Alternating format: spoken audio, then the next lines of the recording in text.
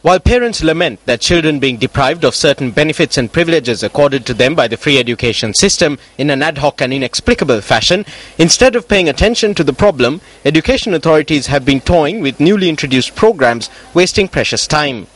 As a result, parents were made to seek redress from the Sri Lanka Human Rights Commission. Meanwhile, owing to inexplicable decisions that have been taken in the case of newly introduced programs too, a group of parents have been made to seek redress from the Human Rights Commission once again. The newly introduced program in this case is the technology stream in the advanced level examination. 28 students at Dharmapala Vidyalaya in Panipitiya, including 3 who had transferred from other national schools in order to follow the discipline, explained the fate that had befallen them to Action TV on the 8th of November. තාක්ෂණ විෂයට තිබ්බ ආසාව නිසා ඒ පිළිබඳව තිබ්බ විශ්වාසය නිසා I transferred to Dharmapala Vidyalaya from Anula Vidyalaya because of the liking I had for the technology stream and because I wanted to follow it. We have been severely affected psychologically because of what happened to us now. මානසිකව වැටලා ඉන්නවා මේකෙන්. Then at school they are telling us not to come to school anymore. At home they are forcing us to come to school.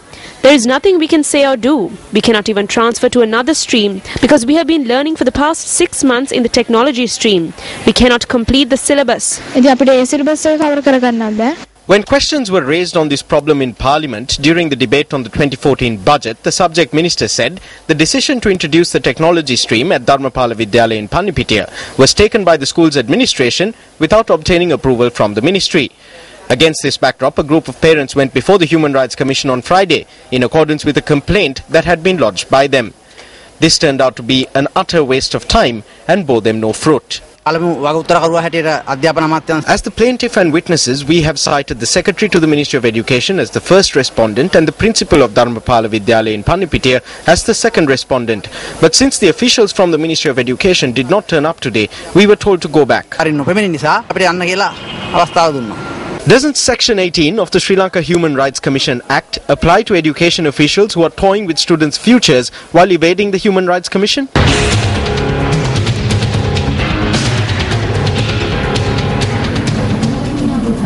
Now, several Sri Lankan expatriates in South Sudan have been evacuated to Uganda owing to the escalating violence.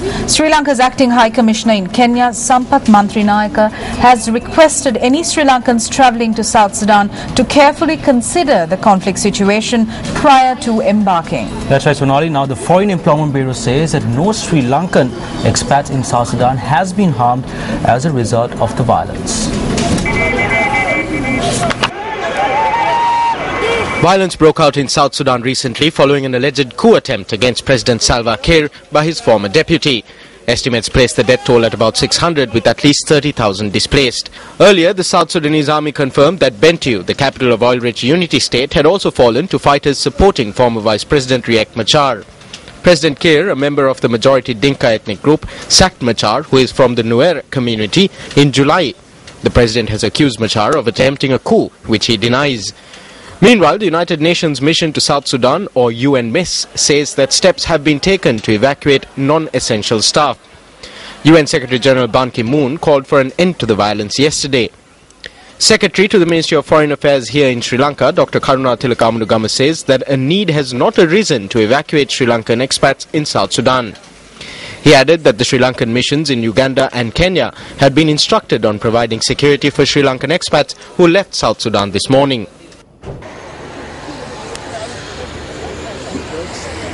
The Foreign Employment Bureau is awaiting information from the mission in Kenya. The High Commission in Kenya is looking into the situation in South Sudan. There is no problem with money. The Honourable Minister has instructed that financial provisions be made immediately. According to communications we have with Sri Lankans there, they are safe and sound. We are still confirming facts. Because it is serious, I ask that you provide any information you have to us. We have the cooperation of the ministry. If anyone is travelling to South Sudan though, we ask that they carefully consider the situation.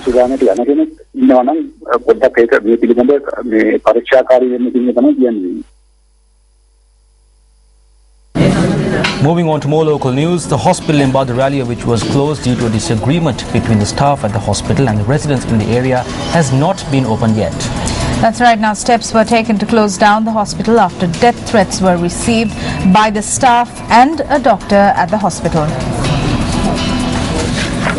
The hospital has now been closed for more than 48 hours. Patients state that more than 500 patients arrive at the hospital for treatment. Dr. Amal Harsh De Silva, the Western Provincial Health Services Director, said that keeping the hospital closed is illegal. No one has the right to keep the hospital closed. The patients undergo many difficulties. Therefore, I request all parties involved to forget their differences and to think about the patients and open the hospital again. Meanwhile, the police has been able to uncover a stash of marijuana which was hidden in an underground cellar within a house in the Markanduru area in Hambegamuwa. According to the police, the woman who owned the house has been taken into custody along with her son. The Hambegamuwa police carried out the raid based on a tip-off. 5 kilograms of marijuana was discovered hidden in an underground cellar in the kitchen of the house.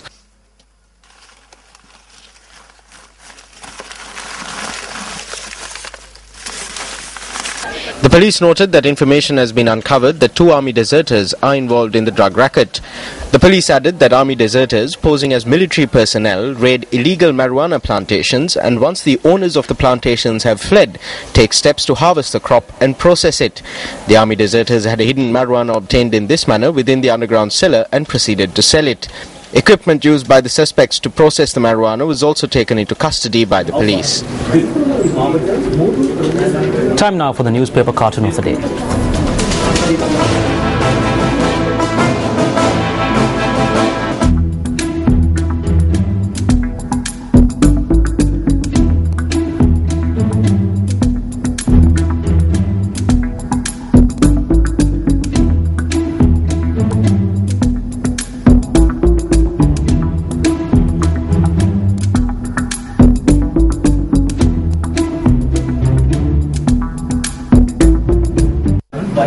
In business news tonight, the government has decided to purchase potatoes at the stipulated price of 80 rupees a kilo from local farmers. This step has been taken under proposal in the 2014 budget to introduce stipulated prices for potatoes, onions, dried chili and grains. At the Newsfirst Gum at the program held in Newralia recently to look into the problems of farmers in the district, Minister of Agriculture Mahinda Yapa Abewardena revealed that a stipulated price system would be introduced for potato farmers from next year. Even today, if we want, we can bring potatoes to Sri Lanka and sell it at 30 rupees while keeping a profit. But the government will not take that step. Instead, the government has proposed that we purchase the produce at a stipulated price of 80 rupees a kilo. Newralia District Secretary DPG Kumarasiri, speaking to Newsfirst, said that about 3,000 potato farmers in the Newralia district have been made aware of the program. Furthermore, he noted that steps would be taken under this program for the Ministry of Trade to purchase potatoes from farmers who reach agreements with the Department of Agrarian Services. Now the Newsfirst Gum at the program, which looked into the problems faced by farmers in the Newralia district, revelations that were made before the authorities and possible solutions will be telecast at 10:45 p.m. tonight on our sister channel, Sirasa TV. Moving on, the Splash Trade Fair is being held for the 4th consecutive day today at the Kandy City Centre. Newsfirst is the media sponsor of the event. The 200 stalls at the trade fair feature a wide variety of products ranging from household appliances to handicrafts and ornaments. The trade fair will conclude on the 29th of December. Popular singer Lahiru Pereira was to be featured at a concert tonight at the Splash Trade Fair.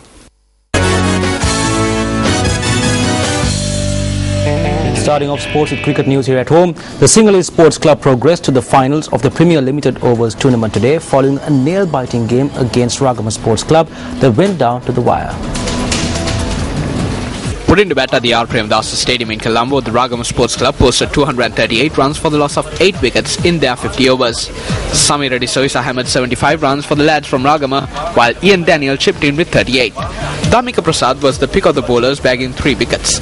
SSC, who commenced their run chase, was struck an early blow as they lost Danushka Gunatilaka for just 8 runs. The Ragama bowling attack managed to strike at regular intervals, and SSC were reeling at 186 for 8 at one point. However, a resilient 9th wicket stand of 56 runs between Kaushal Silva and Dhamika Prasad powered SSC to victory in the final over. Kaushal Silva remained unbeaten on 102, while Dhamika Prasad was not out on 31. Staying in the game, Pakistan clinched an emphatic 113 runs win against Sri Lanka in the third ODI of the series, which was worked off at the Sharjah Cricket Stadium. Pakistan now leads the 5-match series 2-1. Put into bat first, Pakistan posted 326 runs for the loss of 5 wickets in the allotted 50 overs. Mohammad Hafiz hammered a career best of 140 runs, not out, while Ahmad Shahzad chipped with 81 runs. Thisara Perera bagged 2 wickets for Sri Lanka. Quite predictable. Even oh, hello, that's quite tasty as well. He's been given. Sri Lanka, who commenced their run chase, were restricted to 213 runs in 44 overs. TM Dilshan top scored in the unsuccessful run chase with 59 runs. Skipper Angelo Matthew chipped in with 44. Umar Gul was the chief destroyer, bagging 3 wickets. Umar Gul goes with 3 wickets. Meanwhile, Pakistani opener Ahmad Shahzad has been fined 50% of his match fee after pleading guilty to a level 2 breach of the ICC Code of Conduct during the third ODI against Sri Lanka. The incident occurred at the end of the 19th over when Ahmed got involved in a debate with TM Dilshan. All level 2 breaches carry a minimum penalty of a minimum fine of 50% of the match fee and or up to 2 suspension points. Have physical contact with the opponent. Push to calm down Dilshan. Well, the Sri Lankan Test squad for the upcoming series against Pakistan was named today. Angelo Matthews will captain the 16-man squad with Dinesh Chandimal acting as his deputy. Sachitra Senanayake, Dilran Pereira and Vishwa Fernando have also been named in the Test squad. Now, Kaushal Silva and Prasanna Jayawardena have also made a comeback into the national squad. The Test squad also includes Dimut Karnaratna, Kumar Sangakkara, Lahira Thirimana, Mahela Jayawardena, Nuwan Kulasekara, Suranga Lakmal, Shaminda Iranga, Nuwan Pradeep and Rangana Hera.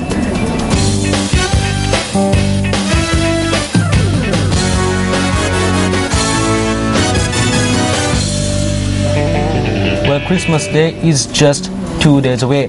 Now tonight on our special segment Christmas in the Air, we have Reverend Father Crispin Leo joining us with a Christmas message on reconciliation.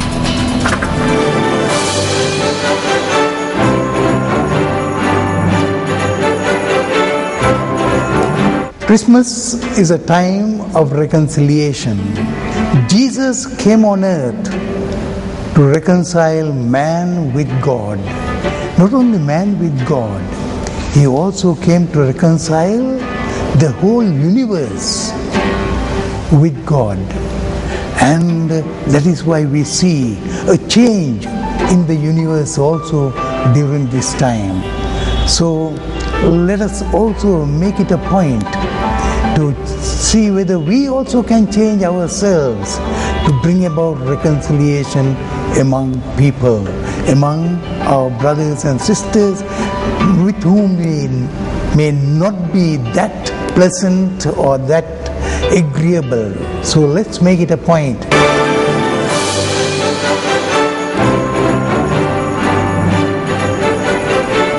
Well, that's a wrap from all of us here at News First. I'm Sonali Vanigabadage. And I'm Shahan Jirampati. We leave you tonight with a look at the weather forecast for the next 24 hours. Good night and take care.